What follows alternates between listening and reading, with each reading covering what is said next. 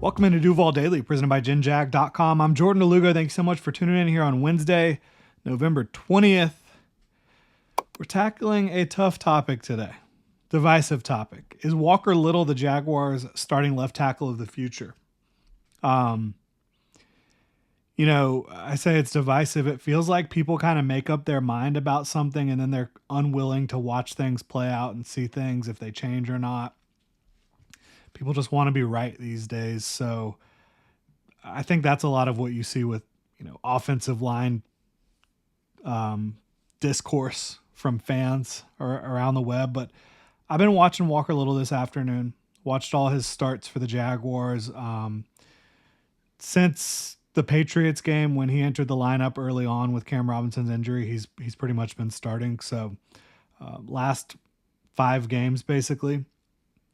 We're going to dive into what I've seen from him, what the numbers say, and if he's potentially the best option for the Jaguars beyond 2024. So Little was drafted by the Jaguars in 2021, 45th overall, was Cam Robinson's backup until about a month ago. 3.5 seasons it took him to get into the starting lineup, and now he's in a contract year. So if the Jaguars do want to retain him and have Walker Little as their starter of the future, protecting Trevor Lawrence's blindside, they're going to have to pay up. So the question now is, should the Jaguars retain Little? How's he playing? Is he the starter of the future? What are your other options? We're going to dive into all that. Really appreciate y'all tuning in. If you enjoy the content, please like, subscribe, hit that notification bell. So how is he playing right now? 4 starts, as I mentioned, basically 5 if you include the New England game. So almost 5 full games now in the lineup at left tackle. And we have seen him before, right? To start the 2023 season, he was out there at left tackle during Cam Robinson's suspension, and I thought he played very well overall. Numbers back that up. And then back end of 2022, when Cam Robinson was injured, he had to start football games. Started in the playoffs against the Chargers and the Chiefs and played well, played fairly well. And now, again, getting into this season, looking what he's done since the Patriots game, 3 clean sheets in pass protection. Patriots, Vikings, Lions, 0 pressures allowed. Your other 2 games, against the Packers and the Eagles, 3 pressures allowed each. Overall, 97% pass rush win rate this year, or pass protection win rate, I should say. He hasn't had a penalty playing left tackle. So overall in pass pro, been pretty clean. And I think in the run game, he's generated push. He has executed his assignments well. I think he's showing the ability to frame up blocks and play stout at the point of attack. So for me, I do think he's looking like a quality starter right now. He's showing the strength. He obviously has a great deal of length. He's 6'7", 325 pounds, 34 plus inch arms. He's got the athleticism to start out there. His hands are much cleaner than they were earlier in his career. He's patient in pass protection. And again, I think he's creating push in the run game. So I think very limited sample size here of these 5 games, and then obviously about a handful of games in 2023 and about the same thing in 2022. So when you combine all of that, again, I think you're looking at an above average starter at left tackle right now. He's 25 years old. There is possibility, maybe even likelihood of upward trajectory still with more experience, with being able to get into rhythm more. Right? He hasn't had the opportunity to start that many games consecutively by no fault of his own. I think, honestly, one of Trent Baalke's many issues as a general manager has been what he did at left tackle. Drafting Walker Little at 45 overall in 2021 and then deciding to pay Cam Robinson the very next year made 0 sense. That was horrible roster management. So I really look at this one as like, I've viewed Walker Little as a potential starter for the last 3 or 4 years. And I think he's a fine option moving forward on a reasonable deal. But in making that decision, the question is, can we get better here? Is Walker Little the best option we have in the situation and the time frame that we're in? I don't think he's playing like an elite player. I don't know that he ever will be. But again, I do think he's above average on tape and physically has the skill set, the athleticism, the strength. I think the numbers back up his play. So it's going to be a tough decision. We're going to talk about the different factors that will go into that decision here in a moment. First, got to remind y'all to check out Underdog for Pick'em, Best Ball, and a whole lot more. You can use code Duval Daily on Underdog's easy-to-use mobile app or UnderdogFantasy.com, and Underdog will give you a free pick to use on your first cash Pick'em entry, plus up to $1,000 in bonus cash when you deposit. This season, Underdog is running a special promo or bonus almost every single day. Like Profit Boost, you can pump up your winnings in just a tap when you apply the boost to eligible entries. There's tons of options around the NFL this week. No Jaguars opponents to pick and have a good time rooting against your team. But if you do want to pick a running back to score from around the league, Underdog has vulture protection. Rescue your pick'em if your running back gets vultured on a touchdown. That's Underdog Fantasy, promo code Duval Daily to claim your new customer special of a free pick and your deposit offer. Must be 18 plus, 19 plus Alabama and Nebraska, 19 plus in Colorado for some games, 21 plus Massachusetts and Arizona, and present in a state where Underdog Fantasy operates. Terms apply, void in Colorado. Concerned with your play? Call 1-800-GAMBLER or visit www.ncpgambling.org. Arizona, 1-800-NEXT-STEP, 1-800-639-8783, or text NEXT STEP to 53342. New York, call the 24/7 Hope line at 1-877-8-HOPE-NY or text HOPE-NY 467-369. Shout out to Underdog Fantasy. If you're supporting them, you're supporting us. So, what would Walker Little cost to retain? You know, if he keeps playing like this and you have teams that are offensive line needy, left tackle needy, plays the way he's been playing overall, and you look at this season and last season and the year before that when he's been in the game, it might not be as cheap as you think. I would guess you could probably get him on a 3-year deal worth about $15 million. Like, I don't think that he's had the type of season. Like, the Jawan Taylor thing was crazy. Like, I don't think any other team was going to give Jawan Taylor that much money as the Chiefs gave him, and with good reason. I don't think teams are going to go that crazy over Walker Little. I don't think that's happening. Hopefully. But I would guess that if he keeps playing the way he is, you're looking at about $15 million per year. Maybe a little more. He's entering the prime of his career. When he's been on the field, he's been above average. He's got the physical tools. I think a team could look at him and say, man, we could really use somebody that reliable. And he can do it in pass pro and in the run game. So we'll see how that plays out. We will. But what are your other options? You can't tell me that you want to roll with Javon Foster. You just simply haven't seen enough from him. And what you have seen from him in the preseason wasn't all that pretty. So you could look elsewhere in free agency. You could certainly try that. Go down that road. How about Cam Robinson? No, he's not coming back to Jacksonville. Certainly probably not staying in Minnesota either. They have their starting left tackle. They had to go get Cam Robinson due to injury. You know, Garrett Bowles is 32 years old. I haven't watched a ton of him this year, but he's been a good starter in the league for a long time. Broncos offense is playing well. See what PFF has to say about him. But again, 32 years old. Is that a better bet than what you've got in Walker Little? I mean, he's probably a better player. According to PFF, he's still playing darn near elite football. Garrett Bowles is. 98% pass pro efficiency.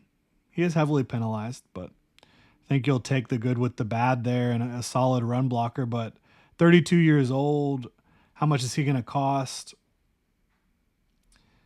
Like, Garrett Bowles is probably going to be the most desired left tackle in free agency, if I had to guess. Tyron Smith, he's going to be 34. He's dealt with a ton of injuries throughout his career. He seems like the type that the Jaguars would have bad luck with. Kelvin Beachum, who's been here before and is certainly not better than Walker Little, in my opinion, is 35, so I wouldn't go down that road. I mean, I think if you're going to say, let's just drop the bag, it would be Garrett Bowles. He's probably going to be a 20 million plus type of guy, even at 32 years old, the way he's playing. Who knows if the Broncos are even going to let him walk out the door. That's interesting, though. I mean, if you could convince me that you could get healthy Garrett Bowles in here, I could see that working. But you're not going to be the only team vying for his services.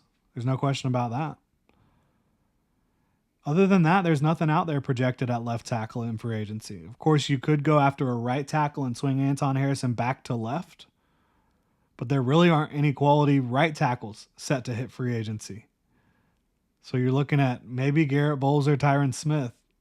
And again, Tyron Smith would really scare me. Garrett Bowles would scare me a little bit with his age. So far your options, your real best options, in my opinion, are Walker Little, Garrett Bowles, or the draft. And certainly Garrett Bowles, the way he's playing football, even at 32 years old, I think that is probably a better bet than Walker Little if you can get him, but who knows if you could. There's no guarantee. There's no guarantee you'd be able to retain Walker Little either. So that's something to keep in mind. So then looking at the draft, who could realistically be a better option than Walker Little at left tackle the next 3 to 4 years in this draft? I think you look at Will Campbell. The more I watch, the more I think he's a guard. He struggles with speed and length. Guys that can really test the outside arc are able to cross his face and get back inside on inside counters. So I think Will Campbell is a guard. I just don't think he has the length and foot quickness to play out there at the highest level. I think Kelvin Banks is probably a guard, and his balance scares me. I think Emory Jones is a guard. I think Jonas Avenea can play tackle or guard out of Arizona. Could potentially upgrade that spot at right tackle and kick Anton over to left tackle. Maybe that's an upgrade. But he's kind of similar to Walker Little. Like, I don't know how much better he's going to be. Certainly not immediately. But I also think he's a first-round pick. I think he's going to go in the top 32 in all likelihood. And he's not worth a top 5 or top 10 pick. So, you're probably not getting him. I think the same thing about Cameron Williams out of Texas, who probably will take at least 2 to 3 years to get to the point where Walker Little is right now. And he plays right tackle. So, again, that's another one where you're kicking Anton over to the left side. Because Cameron Williams, he's very exciting, but he's very raw. He's got a long way to go, technically. And to me, he's not worth a top 10 pick. He probably won't make it to 33. So you're starting to see where I'm going here. It's tough. I do love Josh Simmons, but the Jaguars are currently slated to pick first overall. I don't think you can take a guy coming off an ACL at the number 1 overall pick, and I wouldn't even advise that anyways, as much as I do love him. I don't think you can take him over some of the blue chip prospects. I don't think Ariante Ursary is going to be better than Walker Little in the NFL, certainly not anytime soon.